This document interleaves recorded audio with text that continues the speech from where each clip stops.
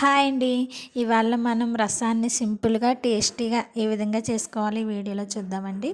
చూడండి, ఈ రసం ఉంటే కనుక మీ దగ్గర ఎంత టేస్టీ కర్రీస్ ఉన్నా సరే అవన్నీ పక్కన పెట్టి దీంతోనే తింటారండి. అంత బాగుంటుంది ఈ రసం.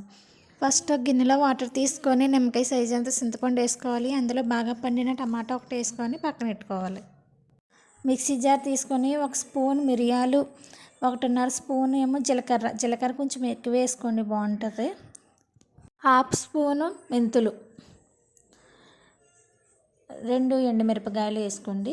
అందులో మనం 10 వెల్లుల్లి రెబ్బలు వేసుకొని ఇందులోకి మళ్ళీ టూ స్పూన్లు ధనియాలు కూడా వేసుకోండి.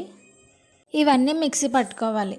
ఈ విధంగా మిక్సీ పట్టుకున్న తర్వాత మనం ముందుగా పెట్టుకున్నాం కదా పక్కనే టమాటా, చింతపండు బాగా జ్యూస్ వచ్చేంత వరకు బాగా పిసుక్కొని పక్కన పెట్టుకోవాలి.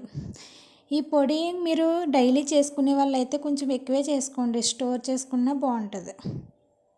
ముందుగా స్టవ్ మీద గిన్నె పెట్టుకొని హీట్ అయిన తర్వాత ఆయిల్ వేసుకోవాలి. 2 టేబుల్ స్పూన్ ఆయిల్ వేసుకుని అది హీట్ అయిన తర్వాత 2 ఎండుమిరపకాయలు, ఇందులో కరివేపాకు వేసి బాగా వేగనివ్వాలి. సిమ్లో పెట్టి చేయాలండి ఈ ప్రాసెస్ అంతా, లేకపోతే మాడిపోతాయి.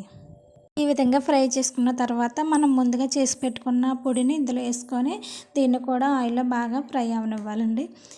ఈ విధంగా ఫ్రై అయిన తర్వాత మనం ముందుగా పిసుక్కు పెట్టుకున్నటువంటి చింతపండు జ్యూస్ని అనేది వేసుకోవాలండి. వేసుకొని ఇందులోకి చిటికెడు పసుపు, రుచికి తగినంత ఉప్పు వేసుకోవాలండి. ఇలా వేసుకున్న తర్వాత దీన్ని ఒక 10 మినిట్స్ మరగనివ్వాలండి. దీన్ని కనుక మీరు ఒక్కసారి టేస్ట్ చేశారంటే మళ్ళీ మళ్ళీ ఇదే కావాలని అడుగుతారండి. అంత బాగుంటుందండి. మీరు మళ్ళీ మళ్ళీ చేసుకుంటారు ఈ రసాన్ని. చాలా ఈజీ ప్రాసెస్ అండి. ఒకసారి ట్రై చేయండి మీరు కూడా. ఈ విధంగా మరిగించుకున్న తర్వాత లాస్ట్గా మనం ఇందులో కొత్తిమీర వేసుకొని కొంతసేపు మరిగించుకొని గ్యాస్ ఆఫ్ చేసుకుంటే మనకు ఎంతో రుచికరమైన రసం రెడీ అవుతుందండి. చాలా అంటే చాలా బాగుంటుందండి. ఒక్కసారి ట్రై చేయండి ఫ్రెండ్స్. మీకు ఈ వీడియో నచ్చితే లైక్ చేసి, షేర్ చేసి, సబ్స్క్రైబ్ చేసుకోవడం మర్చిపోకండి ఫ్రెండ్స్. Bye friends.